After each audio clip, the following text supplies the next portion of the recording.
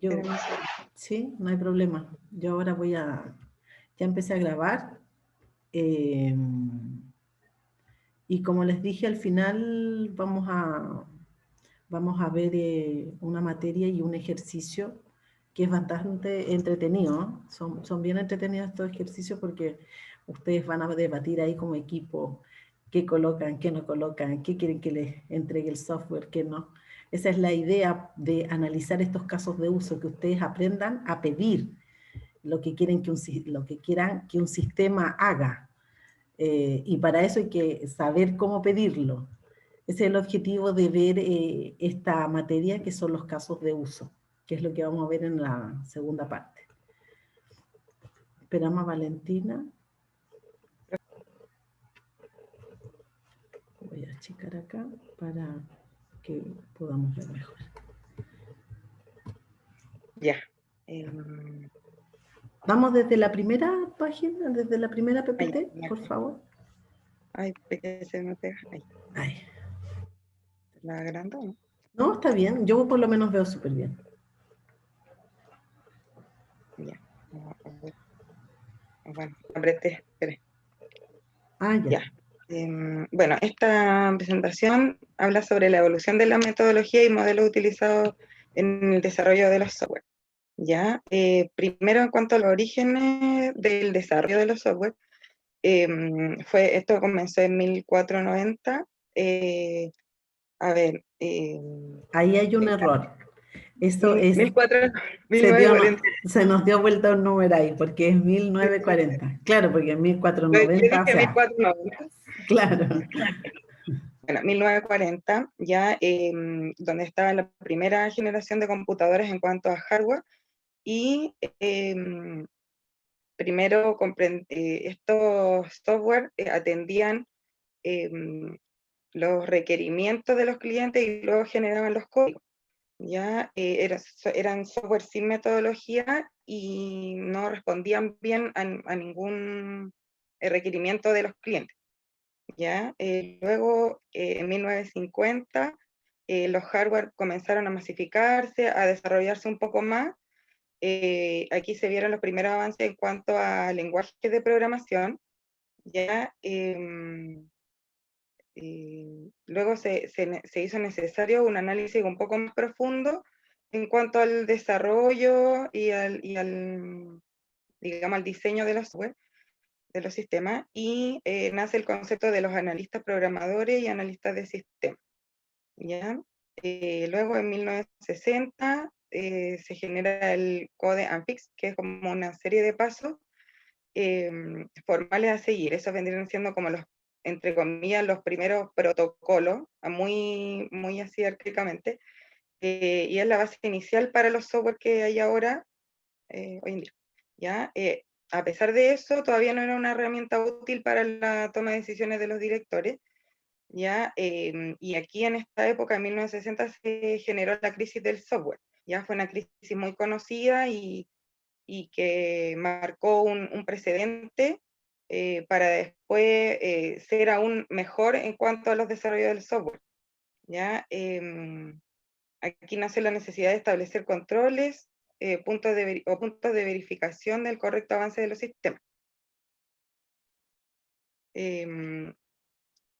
Bueno, también nació como lo que se llamaba ingeniería del software.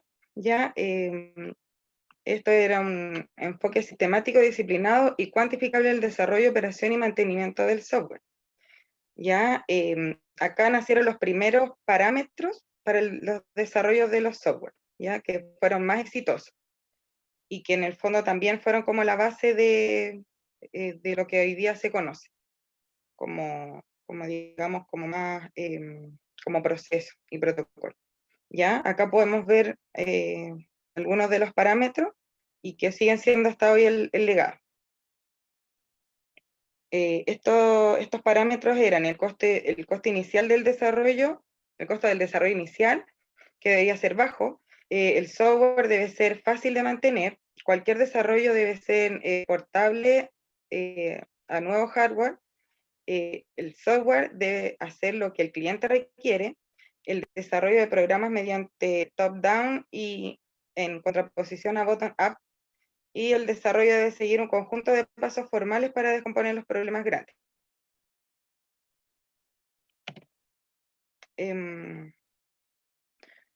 Luego está el ciclo de vida, ahí también me equivoqué en una nota, el ciclo de vida del desarrollo del software, ya, bueno, acá se puede ver más o menos de qué se trata, ya, parte con necesidades, diseño, desarrollo, pruebas, lanzamientos, mantenimiento, y así es un ciclo que se va completando, ya. Eso en 1975.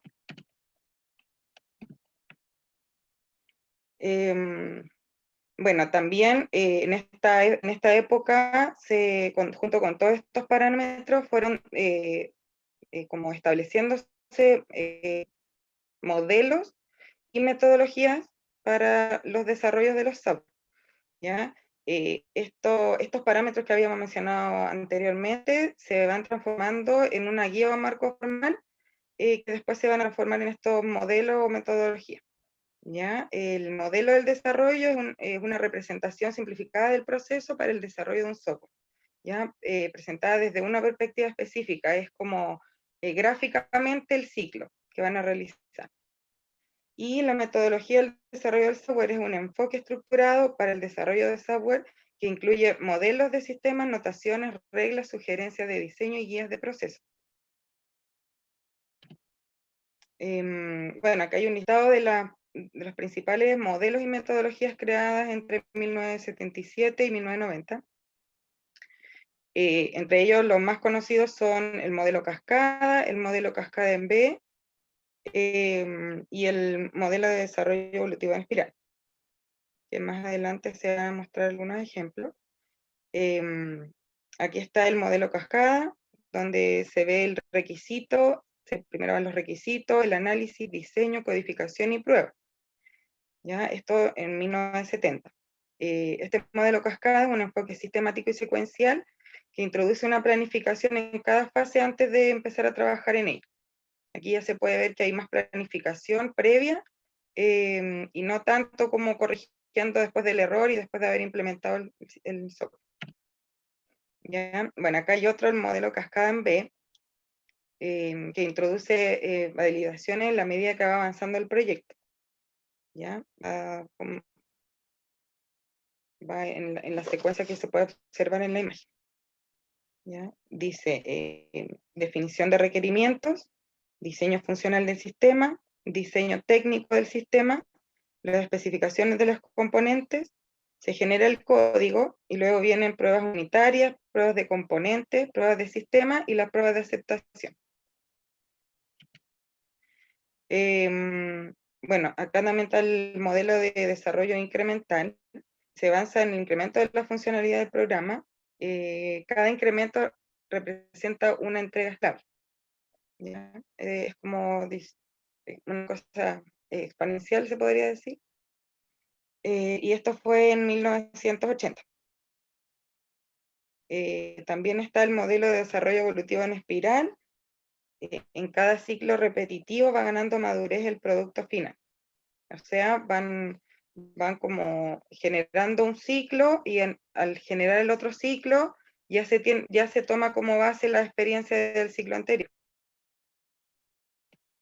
En cuanto a las metodologías más usadas, tenemos el que se conoce como desarrollo rápido de aplicaciones, que comprende las construcciones de prototipos y uso de utilidades CASE, lo que busca aumentar la productividad.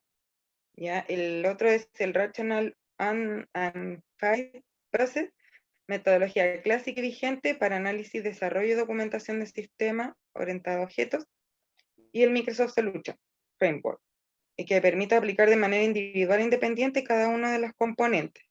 Es escalable según la magnitud del proyecto y fundamenta en los modelos de espiral y cascada. Se fundamenta en esos modelos anteriormente expuestos. Esas eran las metodologías más usadas. Bueno, a raíz de la masificación de Internet, en 1990 se aumenta la demanda del software, porque hay también, bueno, hay mucha más tecnología, mejores hardware, aumenta la demanda de software porque, digamos, con lo arcaico queda como un poco desnivelado el avance en hardware y la masificación de Internet, se hace más grande la demanda. Y las metodologías clásicas no fueron suficientes para para toda la demanda que había y los procesos que se requerían. Entonces nacen las metodologías ágiles. Las metodologías ágiles se centran más en los individuos, equipos e interacciones por sobre los procesos. Las herramientas también y no requiere tanta documentación, se enfoca más en la adaptabilidad y flexibilidad. ¿Ya? Las metodologías ágiles son más bien, van avanzando a medida que va sucediendo las cosas y no se necesitan tantos protocolos, tanta normativa para, para poder ejecutar y hacer modificaciones. ¿Ya? Acá hay una tabla comparativa entre las metodologías ágiles y tradicionales. ¿Ya? Bueno, las metodologías ágiles, ¿cuáles son las diferencias? Están preparadas para cambios durante el proyecto, es un proceso menos controlado, el cliente es parte del desarrollo, a diferencia de las metodologías tradicionales que solo interactuaba en ciertos momentos específicos. El modelo es prescindible y son modelos desechables.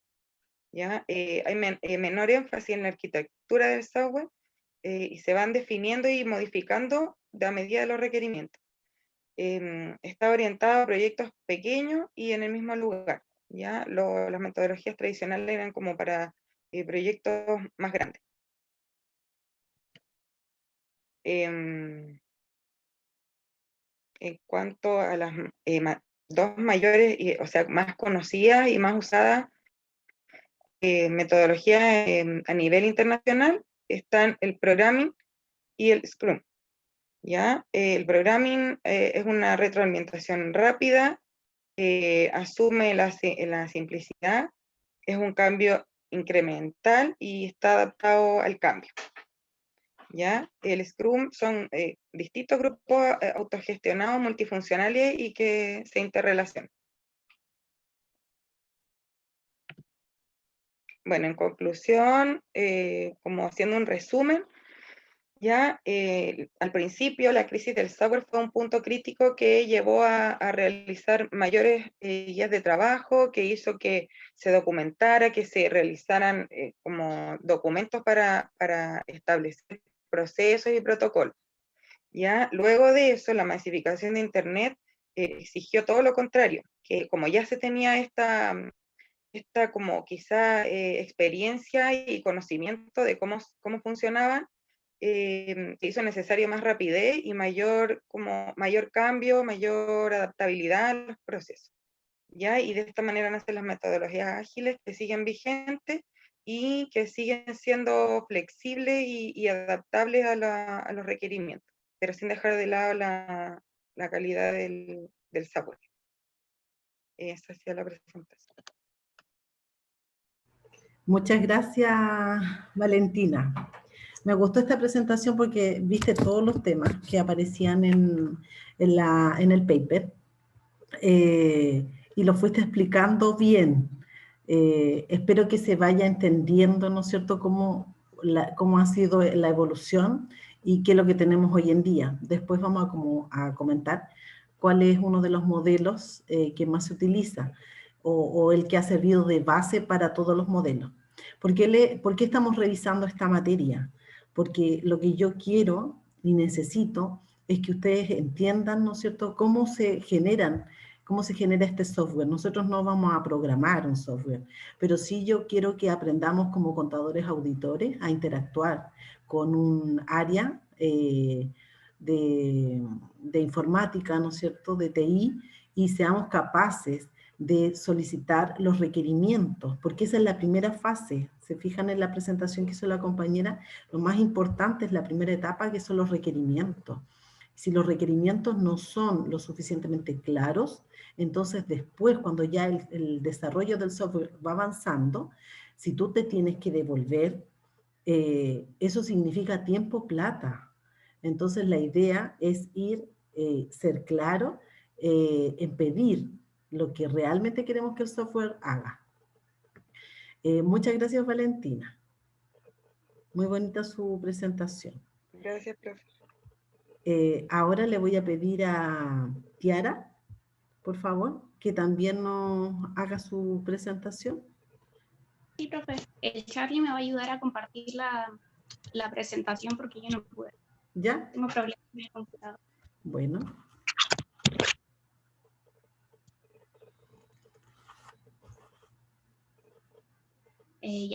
Buenas noches, compañeros. Buenas noches, profesora. Hoy le voy a hablar sobre la evolución de las metodologías y modelos utilizados en el desarrollo de software. Al principio les voy a contar un poco de la aparición de los primeros programas computacionales, luego algunos de los modelos y sus metodologías, y finalmente una pequeña conclusión de la importancia que tiene.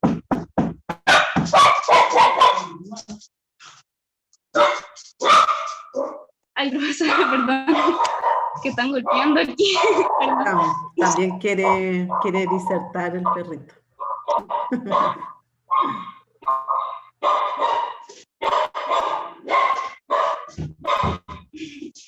Perdón. Ya. Aparición de los programas computacionales.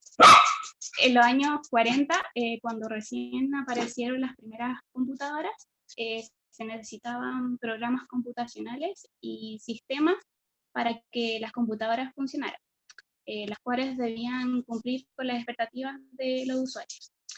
Los programadores no tenían ninguna metodología definida, ya que solamente se centraban en codificar. A los que no saben lo que es codificar, es desarrollar códigos que comprendieran lo que los clientes pedían. Lamentablemente, al solo centrarse en codificar, esto lo dificultaba, ya que en el sentido que no comprendían lo que los clientes querían en realidad, quedando insatisfechos con los sistemas realizados. En ese tiempo, los trabajos que realizaban fueron en aumento, y por eso tuvieron que crear lenguajes de programación, lo cual simplificaba un poco los trabajos al codificar. A pesar de los lenguajes que crearon, estas técnicas de codificación provocó largos tiempos de entrega, clientes desconformes, proyectos con demasiados presupuestos, entre otros. Antes de seguir con el tema, algunos se preguntarán, ¿quién es el caballero que ven en una de las fotos? Él es Konrad Zuse, creador de la primera computadora programable. ¿Qué funcionó? Porque hubo otra persona que se llamaba Charles, el cual creó una computadora muchos años antes que Konrad, pero lamentablemente no tenía como el financiamiento necesario para hacerla funcionar. La computadora que construyó Konrad hoy en día se encuentra en un museo de ciencia y tecnología en Alemania. Así que si alguien alguna vez va a Alemania, pase por el museo para ver la computadora. Crisis del software. A mediados de los años 60 llegó la llamada crisis del software, debido a que los programadores no seguían ninguna metodología o un camino a seguir para su desarrollo, lo cual provocó presupuestos excedidos, largos periodos de entrega, entre otras dificultades, los cuales causaron la desconformidad de los clientes. Ingeniería del software. A finales de los años 60 surgió el término ingeniería de software, el cual venía a solucionar todos los problemas de la crisis del software, los cuales se comenzaron a usar como con más énfasis a finales de los años 70. La ingeniería del software tiene el fin de seguir pautas para el desarrollo que minimicen el tiempo, el esfuerzo y coste de desarrollo y maximicen la calidad de los software. Ciclos de desarrollo de software. El ciclo de desarrollo del software son una secuencia estructurada para la construcción de sistemas, el cual tiene etapas bien definidas de la ingeniería del software. Su fin es desarrollar el software deseado. Como ven en el esquema, el ciclo de desarrollo del software tiene 6 etapas, las cuales son necesidades, diseño, desarrollo, prueba, lanzamiento y mantenimiento. A partir del mantenimiento se generan las nuevas versiones que deben corregir o actualizar el software. Modelo de desarrollo de software. Ya, el modelo de desarrollo del software es una presentación producida del proceso para el desarrollo de software, la cual es presentada de una forma en específica. Algunos de los modelos son modelo en cascada, modelo de cascada en B y el modelo de desarrollo evolutivo espiral. A continuación les contaré un poquito de lo que se trata cada modelo. Modelo en cascada. Este es un modelo secuencial basado en etapas como requisitos, análisis, diseño, codificación y prueba. Cuando se completan todas estas etapas, se van revisando una a una si es que cumplieron con lo requerido para avanzar a la fase siguiente. Modelo de cascada en B. Este modelo está basado en el modelo en cascada. El objetivo es procurar actividades de pruebas mediante validaciones en la medida que se va avanzando en los proyectos. Como se puede apreciar en el esquema, todo está interconectado. Modelo de desarrollo evolutivo espiral. Cuando se aplica el modelo de desarrollo evolutivo espiral, el software se desarrolla en una serie de entregas evolutivas. En cada uno de sus ciclos se pasa por fases definidas. Este proporciona el potencial para el desarrollo rápido de versiones incrementales del software. Metodologías de desarrollo de software. Las metodologías de desarrollo del software incluyen los modelos de sistemas, sugerencias de diseño y guías de proceso, entre otras. Algunas de las metodologías son el desarrollo rápido de aplicaciones, el proceso racional unificado y Microsoft Solution Framework. A continuación les contaré un poquito de qué se tratan cada una de estas metodologías.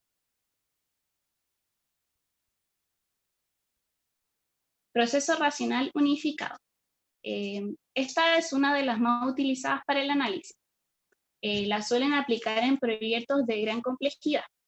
Puede especializarse a una gran variedad de sistemas de software y se adapta al contexto y necesidades de cada organización.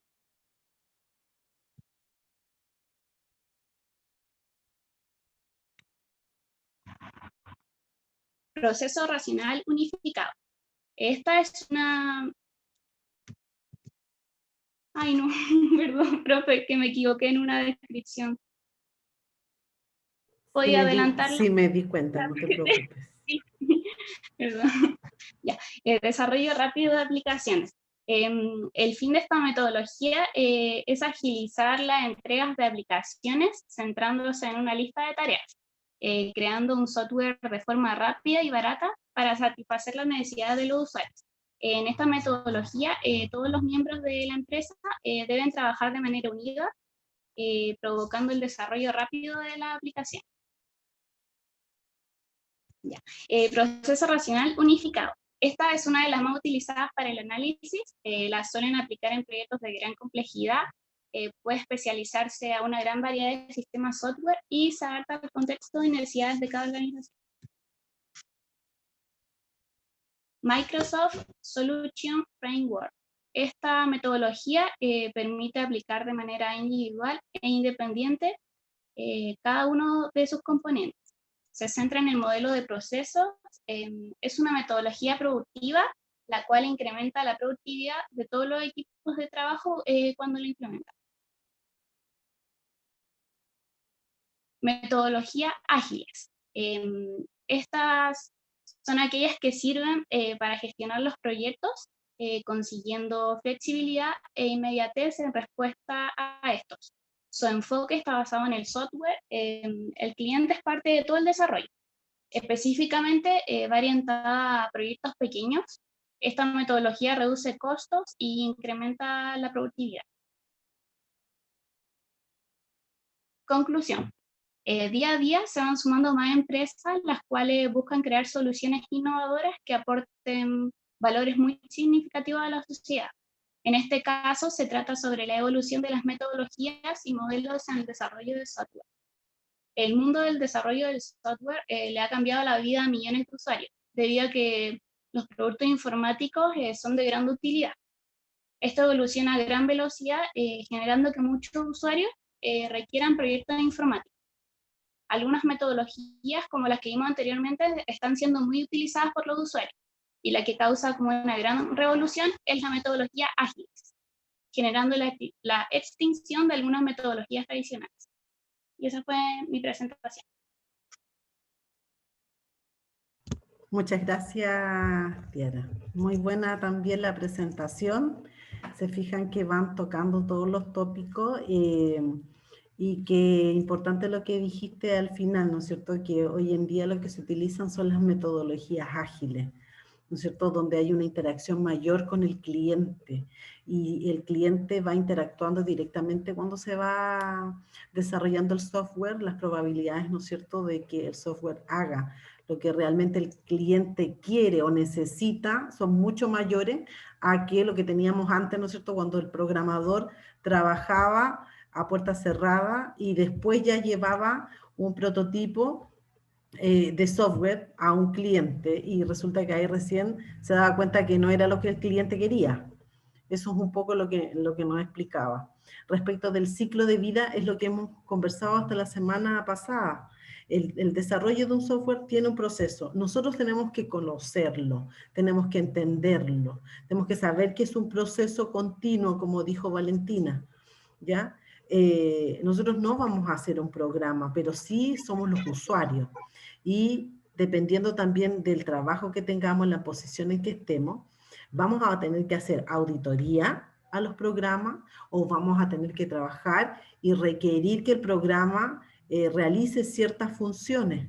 Por lo tanto, es muy importante tener estos conocimientos, saber que existen modelos, saber que existen metodologías, que la base de todos los modelos es el modelo en cascada. Se fijan que el modelo en cascada en B es muy parecido y le agrega solamente el tema de las pruebas y hace la validación. El incremental también es un cascada, van por componentes, se termina uno y se pasa a la fase siguiente. El espiral, ¿no es cierto?, que lo muestra así como un círculo, un semicírculo, también va pasando una etapa, otra etapa, otra etapa. Entonces, el de base, el modelo base para la generación de estos desarrollos de software, y estamos hablando del año, el modelo en cascada es del año 60, sigue siendo ese, modelo en cascada. Lo que sí, hoy en día se le van agregando más cosas, se van usando una nueva metodología, que es la metodología ágil, pero con un modelo de base que es ese, ¿ya? Entonces, eso es un poco lo que yo quería que revisáramos en esta parte. Le agradezco a las compañeras que expusieron.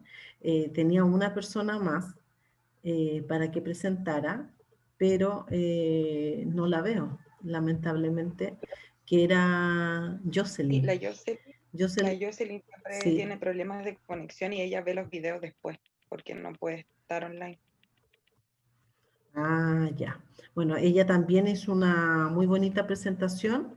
Me hubiese gustado que lo hubiese compartido, pero bueno, no se puede. Así que eso en esta primera parte. Yo sé que deben estar viendo el partido. Ya, a ver, aquí yo lo tengo puesto, dice 20 y tantos minutos. Voy a reanudar ahí la grabación y voy a compartir pantalla. Entonces ahora, después de ya haber hecho la revisión, ¿no es cierto?, de los conceptos básicos de lo que era el sistema de información, de haber revisado, ¿no es cierto?, el ciclo de vida de un software, de haber complementado con las presentaciones que hicieron las compañeras y con el material que ustedes leyeron, vamos a partir con este otro tema, que es el tema que necesitamos conocer para poder aprender a hacer estos modelos, ¿no es cierto?, estos diagramas en realidad de casos de uso, que nos van a permitir, como les decía, poder entender, poder hacer los requerimientos que nosotros queremos para un software, ¿ya? Este lenguaje se llama UML, Lenguaje Unificado de Modelado. ¿Y qué es lo que es este lenguaje? Porque eso es lo que vamos a aprender. Vamos a aprender este UML. Es un marco de trabajo, como dice acá, que es genérico, pero que puede utilizarse en una gran variedad de sistemas de software y también para diferentes áreas, diferentes organizaciones, niveles de aptitud y diferentes tamaños de proyectos. No como los modelos que vimos recién, ¿no es cierto? Que teníamos modelos para algunos proyectos más pequeños y otros que eran para modelos más grandes. Bueno, acá se puede usar para cualquier tamaño de proyecto. Lo que sí, obviamente, que mientras el proyecto sea más grande nos va a quedar el diagrama. Profe, una consulta, ¿le puedo hacer una pequeña Sí, consulta? por Es supuesto. que hay algo que no me queda claro desde el texto y todo. Algo como lenguaje de software se puede, por ejemplo, dar como una comparación con el código binario o nada que ver.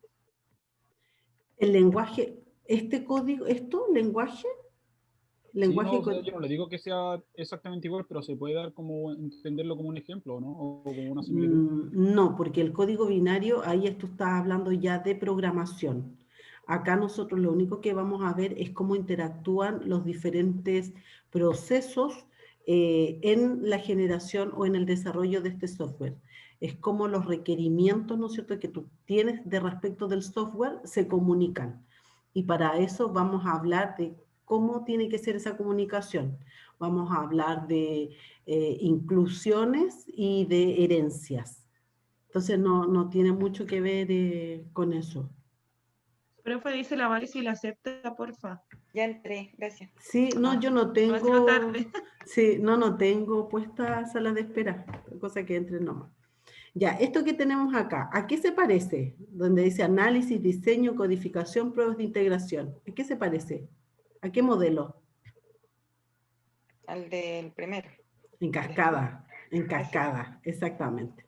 Entonces dice, dado que el desarrollo de un producto de software, estamos hablando de un software, ¿no es cierto?, puede considerar un gran periodo de tiempo, es práctico dividir el trabajo en partes más pequeñas o mini proyectos.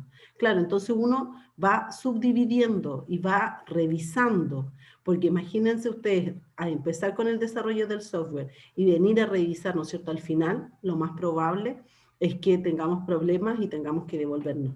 Entonces, eso es una recomendación, es irla haciendo por partes. Cada mini proyecto es una iteración. Nosotros hablamos de iteraciones y ese es el nombre que vamos a usar cuando hablemos de diagramas de casos de uso, que resulta en un incremento. O sea, este análisis resulta con esta iteración en el diseño, resulta en un incremento, porque ya tenemos el análisis y el diseño. A eso es lo que se refiere en un incremento. Las iteraciones hacen referencia a pasos en el flujo de trabajo y los incrementos al crecimiento del producto. Entonces, cuando hablamos de iteraciones, estamos hablando, ¿no es cierto?, de esta flechita que se ve acá. El análisis tiene iteración con el diseño, pero el diseño incluye lo que se desarrolló en el análisis más lo del diseño. Es decir, que tiene un incremento. ¿Ya? Eso es lo que se refiere.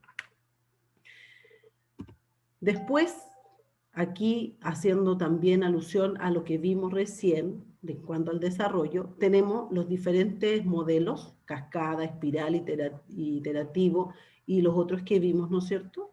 Y tenemos las diferentes etapas del proceso del desarrollo del software. La primera etapa, que es una de las más complejas, y que ustedes lo vieron, que es el problema que había antes, ¿no es cierto?, con los modelos antiguos, dice relación con el levantamiento de los requisitos.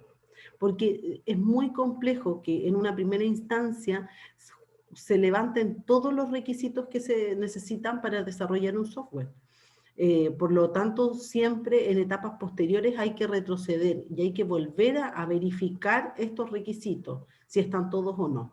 Entonces, primero hacemos un levantamiento de la información, un levantamiento de los requisitos. Posteriormente tenemos que hacer el análisis del sistema y ahí procedemos a hacer el diseño de este software. Este diseño tiene una interfaz del usuario, o sea, cómo se va a comunicar el usuario, una lógica y una aplicación, y tiene los datos que son los que nosotros vamos a incorporar a este software. Posteriormente al levantamiento tenemos, y al análisis, al diseño, ya viene la etapa de la implementación. Ya ahí comenzamos a implementar este software. Y en la implementación tenemos este concepto que nos dice acá, que es la arquitectura, que es lo que vamos a ver también después con BMP, que es la flujogramación de los procesos. A eso se refiere con la arquitectura. O sea, vamos a ver modelado cómo va a ir funcionando el proceso completo. ¿Ya? Y en este diagrama que ustedes pueden ver acá, aquí están los diagramas de casos de uso. Se fijan que interactúan con este modelo. Y así como tenemos también otros diagramas, pero nosotros nos vamos a enfocar solamente en este, en el que dice diagramas de casos de uso. ¿Ya? Yo les voy a explicar a continuación qué es lo que es un diagrama de caso de uso. Bueno, como les decía, este lenguaje unificado de modelado, UML, y UML es por sus siglas en inglés que están aquí, ¿no es cierto? Es el lenguaje de modelado de sistemas de software que más se utiliza actualmente. Es un lenguaje que es gráfico, que permite visualizar, especificar, construir y documentar un sistema. Miren la importancia, visualizar, especificar, construir y documentar un sistema. Esta UML ofrece un estándar para describir un plano del sistema, un modelo. Incluye aspectos conceptuales como procesos de negocio, funciones del sistema y también aspectos concretos como expresiones de lenguaje de programación, esquemas de bases de datos y componentes que sean reutilizables. ¿Ya? Tenemos que ir haciéndolo para que ustedes logren entender gráficamente cómo es este modelo. Es importante, dice, resaltar que la UML es un lenguaje de modelado para especificar o para describir métodos o procesos que se utiliza para definir un sistema, para detallar los artefactos que están en ese sistema y para documentar y construir este software. En otras palabras, dice el lenguaje en el que está descrito el modelo. Eso es UML, ¿ya? Es el lenguaje en el que está descrito este modelo sobre el cual nosotros estamos elaborando o estamos desarrollando nuestro software. Se puede aplicar, dice, en el desarrollo de software, entregando una gran variedad de formas para dar un soporte a una metodología de desarrollo de software, pero no especifica en sí mismo qué metodología o proceso estamos usando. A eso no apunta este UML. No nos dice cuál es la metodología o el proceso que estamos usando, pero sí nos dice, ¿no es cierto?, cómo se interrelacionan cada una de los procesos o etapas que nosotros estamos colocando en su desarrollo, pero no nos indica qué metodología tenemos, tampoco nos indica los tiempos. Ojo cuando tengamos que hacer el ejercicio. Acá, a diferencia de lo que vamos a ver posteriormente, que es la flujogramación, en el diagrama de caso de uso, nosotros no importan los tiempos, no importa lo que vaya primero y lo que vaya después, solo importan las iteraciones. O sea, qué se relaciona con qué y cómo se relaciona, ¿ya? Así que no se preocupen si ustedes colocan una cosa antes o después, no tiene esa lógica de orden. El diagrama de casos de uso es posible responder con un diagrama de casos de uso. ¿Qué nosotros podemos responder? Miren esto que es súper importante. Primero, ¿cuáles son los requerimientos funcionales del sistema? O sea, ¿qué queremos que haga el sistema? ¿Qué funciones debe proveer al entorno? ¿Cómo está interactuando con el entorno? Recuérdense que estamos en clase de sistemas de información. Dijimos que los sistemas son principalmente abiertos y que por lo tanto van a interactuar con su entorno. Y letra C dice qué debe hacer el sistema para los diferentes usuarios. Porque no es solo una persona la que interactúa con un sistema, ¿verdad? Son varios los usuarios, que acá en diagramas de uso le vamos a llamar actores.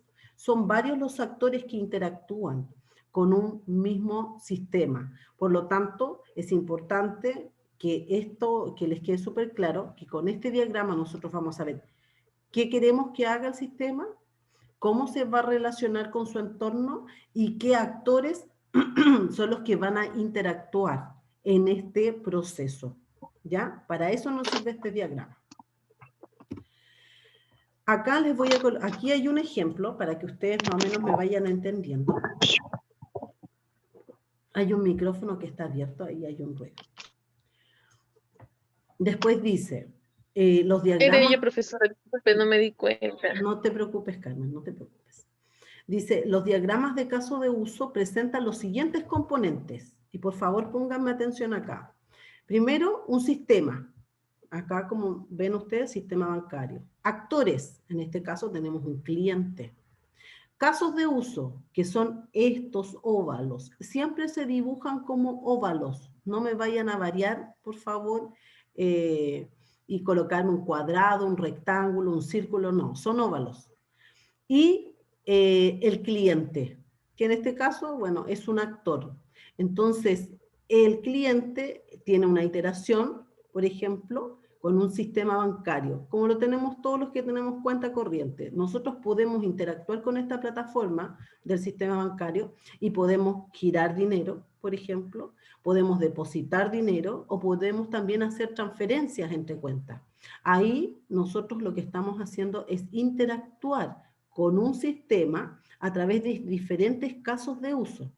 Esto es lo que me refiero yo a los casos de uso, ¿ya? A estos circulitos que estamos colocando acá. Y cómo un actor, en este caso un actor cliente, interactúa, ¿no es cierto?, con cada uno de los casos de uso de este sistema, ¿ya? Entonces tenemos sistema, actores, casos de uso.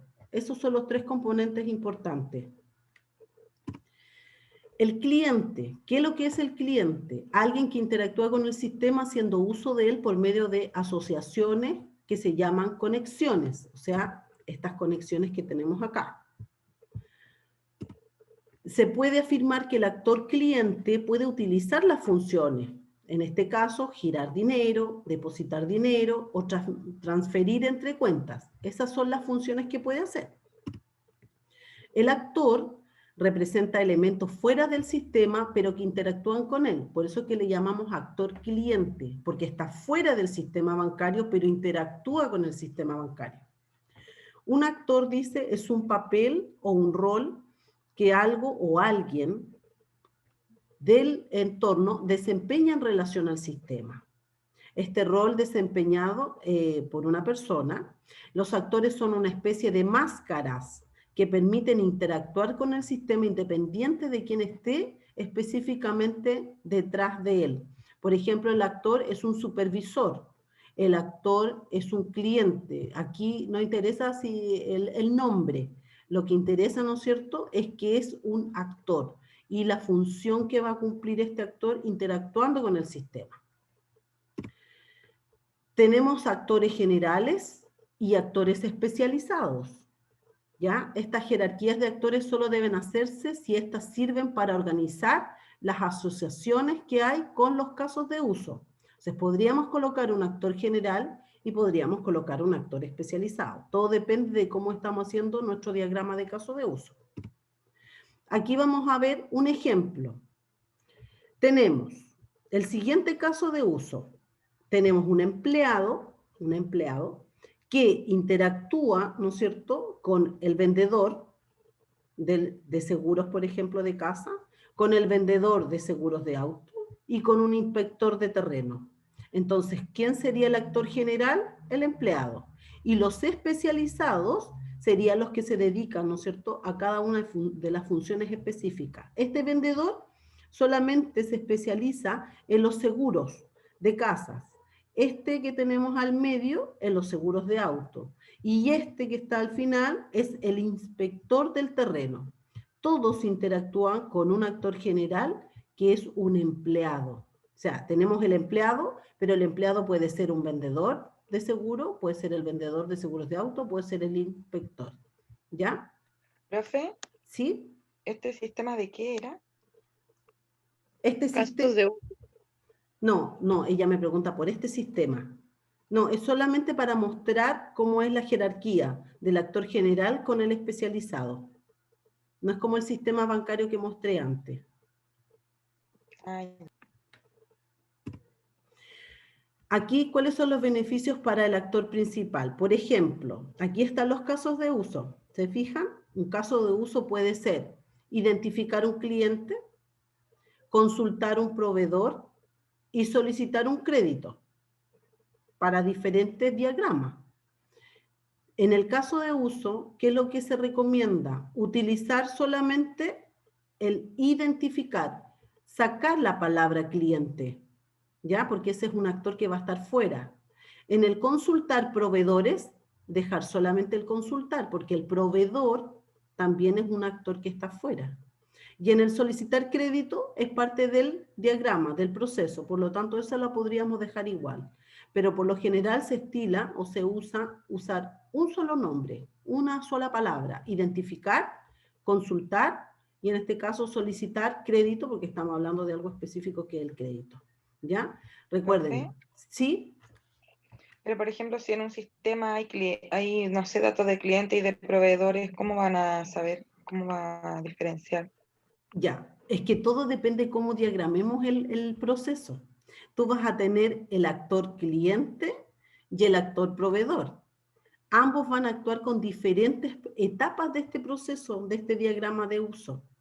Entonces, por ejemplo, el cliente va a actuar con identificar. Y por otro lado vamos a tener el consultar y vamos a tener el cliente, el proveedor que va a interactuar solamente con eso.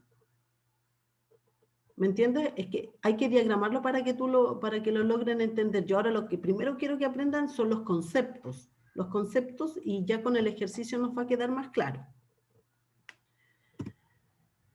Ahora, ¿cómo se comunican estos casos de uso? ¿Ya? Hay asociaciones de comunicación. Dice, un diagrama de caso de uso debe mostrar a los actores que están involucrados y esta asociación es una vía de comunicación o un puente por el cual puede transitar los datos y los eventos entre un actor y un caso de uso.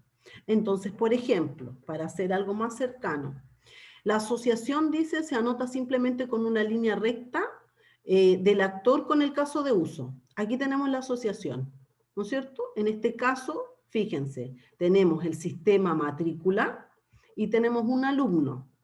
El alumno, ¿cómo interactúa con este sistema? Que este es un caso de uso del sistema matrícula. El alumno, ¿qué puede hacer al interactuar con el sistema? Puede inscribir un curso, puede pagar la matrícula y puede formalizar una matrícula. Entonces tenemos al actor alumno, su medio de comunicación se está comunicando con un sistema, pero un sistema que tiene 3 casos de uso. El alumno puede hacer 3 cosas. Puede inscribir el curso y pagar la matrícula, puede inscribir el curso, pagar la matrícula y formalizar la matrícula. Puede hacer los 3, puede hacer 1, puede hacer 2. ¿Me entienden? Entonces, el actor interactúa. ¿Y cómo interactúa? Con esta línea. Esta línea que está acá, se fijan que no tiene flecha ni nada. Esta línea significa que es la vía de comunicación. ¿Ya? El actor alumno, como dice acá, se puede comunicar con los 3 casos de uso, teniendo a su disposición estas funcionalidades del sistema, pudiendo intercambiar datos y eventos con cada uno de ellos. El alumno puede indicar qué cursos quiere inscribir, en el caso de uso, inscribir cursos, o puede recibir un comprobante de pago, en el caso de uso, pagar matrícula. ¿Se fijan? Aquí, ¿qué cursos va a inscribir? Y si paga la matrícula, puede pedir también un comprobante de ese pago de matrícula. Es lo que va a generar este caso de uso. Acá tenemos otro. Fíjense que aquí ya se presenta otra cosa que es lo que yo les voy a explicar después. Esto se llama herencia, ¿ya? Acá tenemos un supervisor y tenemos un operador. ¿Qué es lo que puede hacer el operador? El operador puede configurar un equipo o puede monitorear una alarma. Y el supervisor solamente puede consultar informe de operaciones. Pero, como tenemos esta línea que está acá, en donde se está comunicando el actor supervisor con el actor operador, esta herencia significa, fíjense la flecha, que el supervisor, además de consultar el informe de operaciones, puede hacer el trabajo y puede hacer los 2 casos de uso que está haciendo el operador. O sea, el supervisor, además de consultar el informe de operaciones, al colocar esta línea, estamos diciendo que podría también hacer el monitoreo de la alarma y la configuración del equipo. No así el operador, que solamente puede hacer estos 2. O sea, el operador no podría sacar un informe de operaciones, pero sí el supervisor puede hacer las 3. Para eso nos sirve esta línea, que se las voy a explicar también en detalle más adelante, que es una herencia, ¿ya? Entonces, Profe, ¿sí? ¿sería como la flecha? la flecha. Esta flecha es una herencia. Este es el padre y este es el hijo. Así se lee después. Entonces, ¿qué significa esta flecha? Que el actor que tenemos acá abajo puede hacer también lo que está con la flecha hacia el actor que tiene arriba. Y es así como funcionan los sistemas. Porque si no tenemos al operador, falla, se enfermó, no puede quedar el equipo sin configuración o sin que se monitoree la alarma. Siempre hay otra persona que tiene privilegios, ¿no es cierto? Y que su perfil le permite también acceder a estas diferentes etapas de la plataforma. Entonces, si no tenemos al operador, porque, no sé, le pasó cualquier cosa, va a ser el supervisor el que además de hacer de instanciar, se dice esto, de instanciar su caso de uso o su módulo, ¿no es cierto?, que es de consultar informe, él va a tener que hacer el trabajo de monitorear la alarma y de configurar el equipo. Y eso ya viene delimitado en el caso de uso al nosotros colocar esta flecha. Eso es importante tenerlo en cuenta, porque puede pasar, ¿no es cierto?, que una persona no esté. Entonces, ¿quién va a hacer esas funciones? Por eso cuando estamos haciendo un diagrama de caso de uso, que se lo vamos a entregar a una persona del área informática, nosotros tenemos que entender, ¿no es cierto? Nosotros que somos los que más vamos a conocer el sistema, tenemos que ponernos también ante estos supuestos de que alguien no esté y que por lo tanto las actividades de esa persona que no va a estar, que podría fallar, las tiene que realizar otro. Y para eso hay que permitirle en su perfil que pueda también acceder a estas dos configuraciones o a estos dos casos de uso que estaban asignados solamente a él. ¿Me entienden? Así funcionan los sistemas en la vida real. Funcionan de esta manera y en la vida real de repente hay una persona que no va, que se puede enfermar, que le puede pasar cualquier cosa y tiene que haber otro que sea capaz de hacer interacción, ¿no es cierto?, de instanciar, como les decía, los otros módulos de un mismo programa o de un mismo sistema, ¿ya?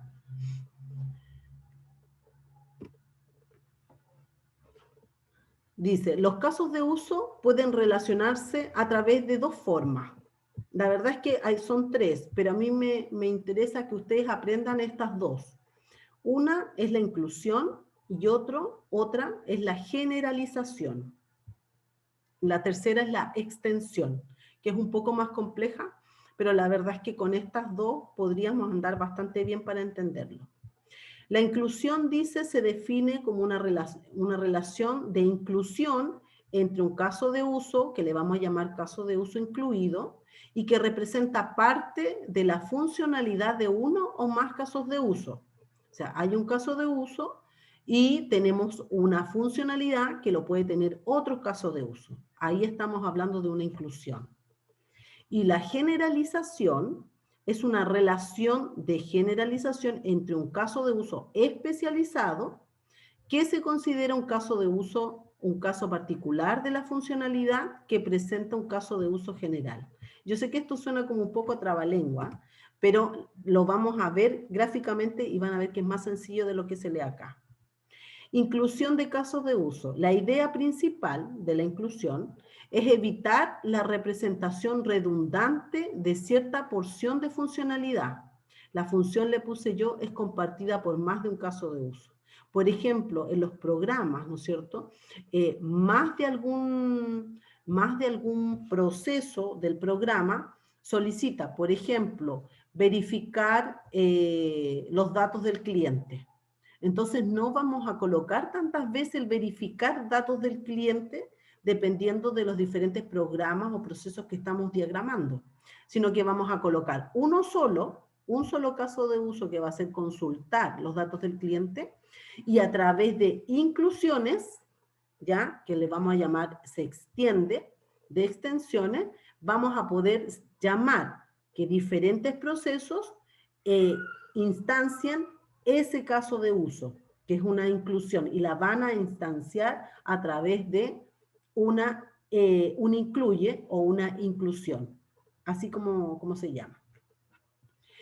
Después dice, Una relación de inclusión existente entonces cuando se extrae una porción de funcionalidad de un caso de uso denominado base y se representa parte en un denominado caso de uso incluido.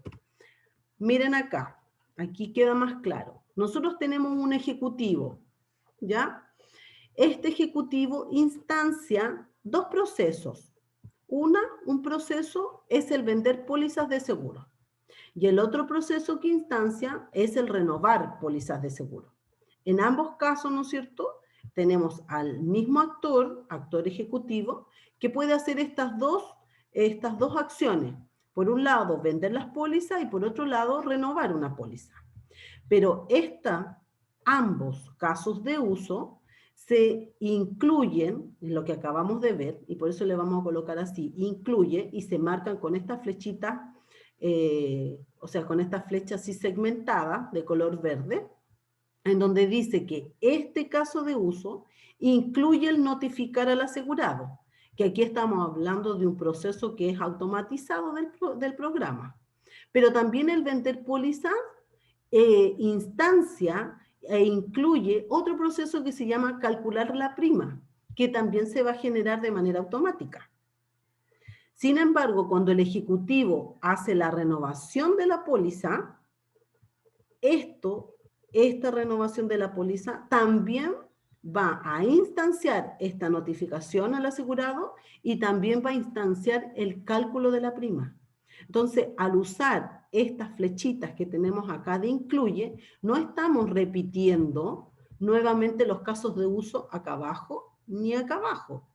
Los colocamos acá y le colocamos esta flecha, y estamos diciendo, ¿no es cierto?, que este caso de uso llama a este notificar, así como lo hace también este otro caso de uso que utiliza el mismo programa, el mismo proceso.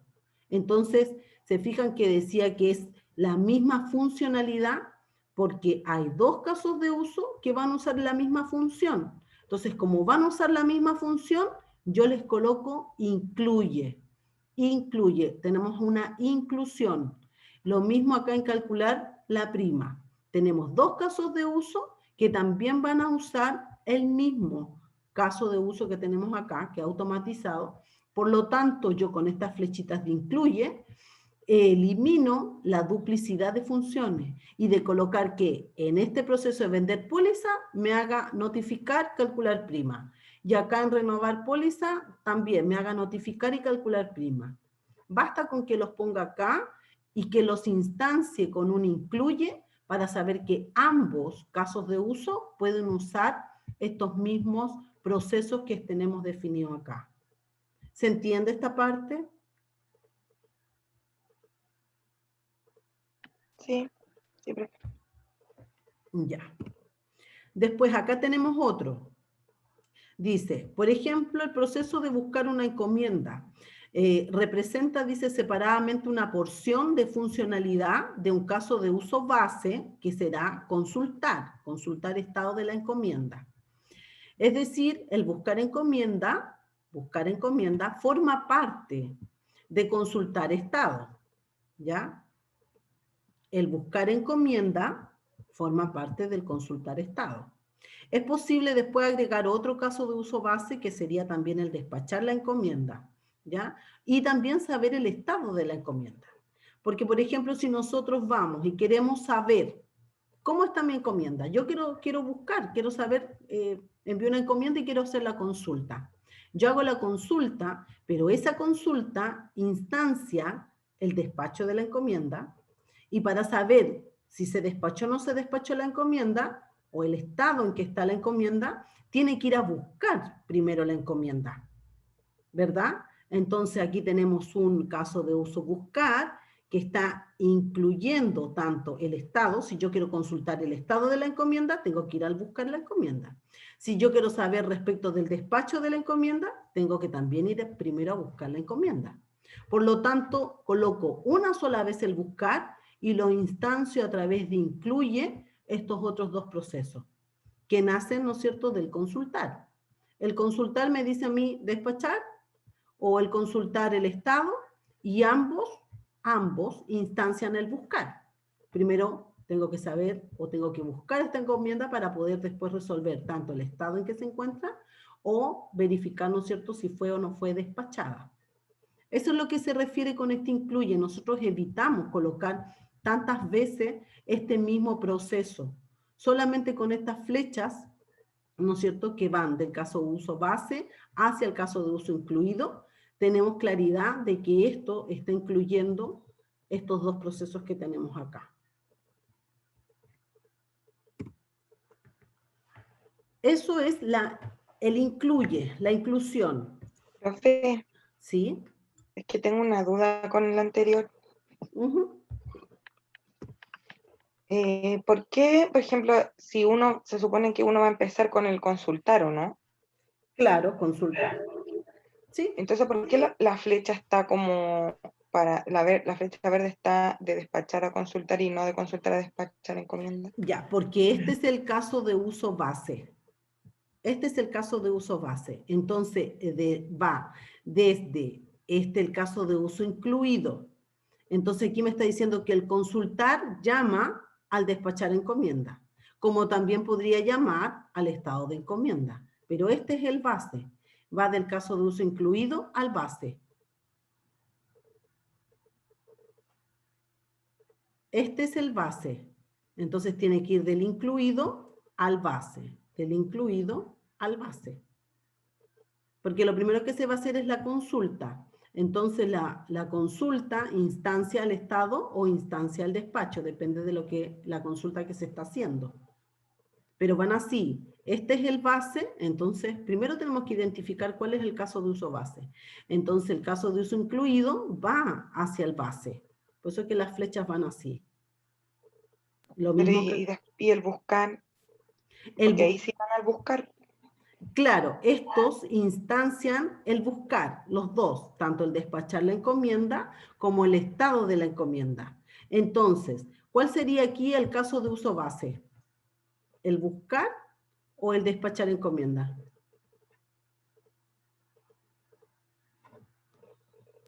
El buscar. El buscar. El buscar. ¿Ves que van las flechas hacia el buscar? Porque este es el base. Va desde el caso de uso incluido al caso de uso base. Del caso de uso incluido al caso de uso base. Así es.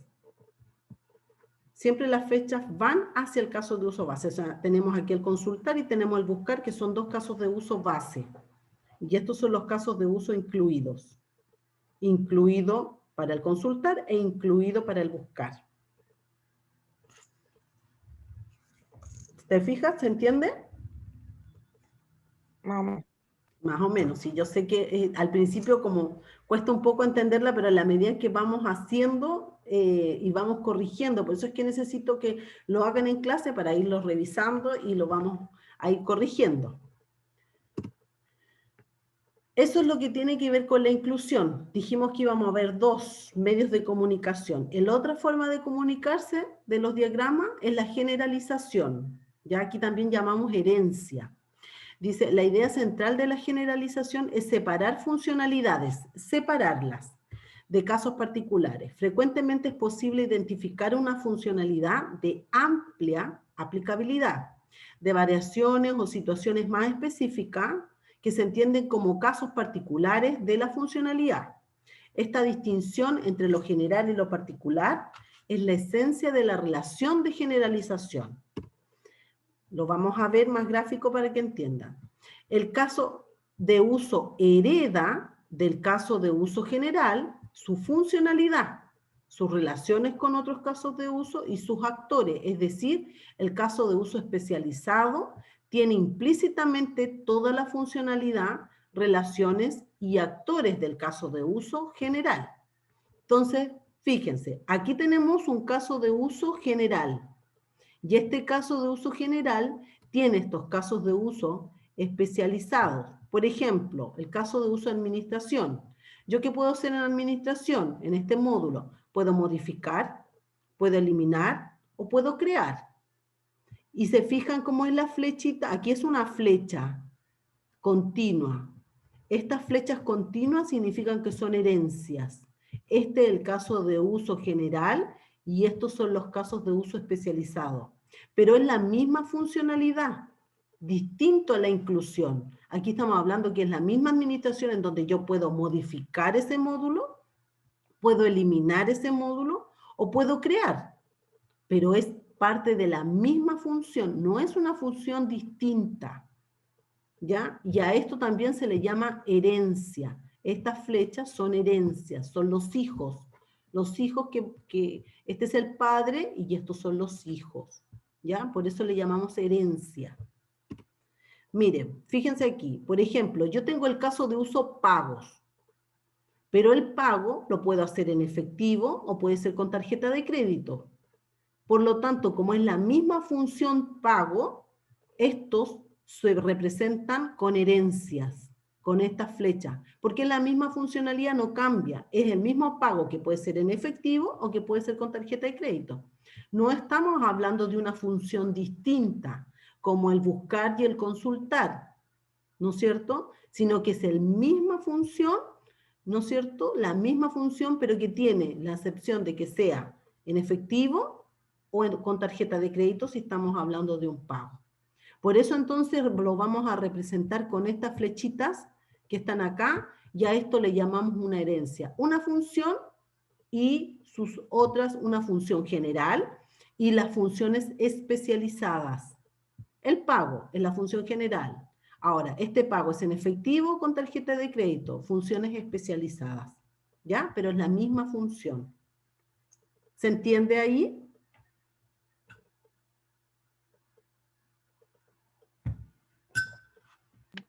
Sí, mamá. Ya.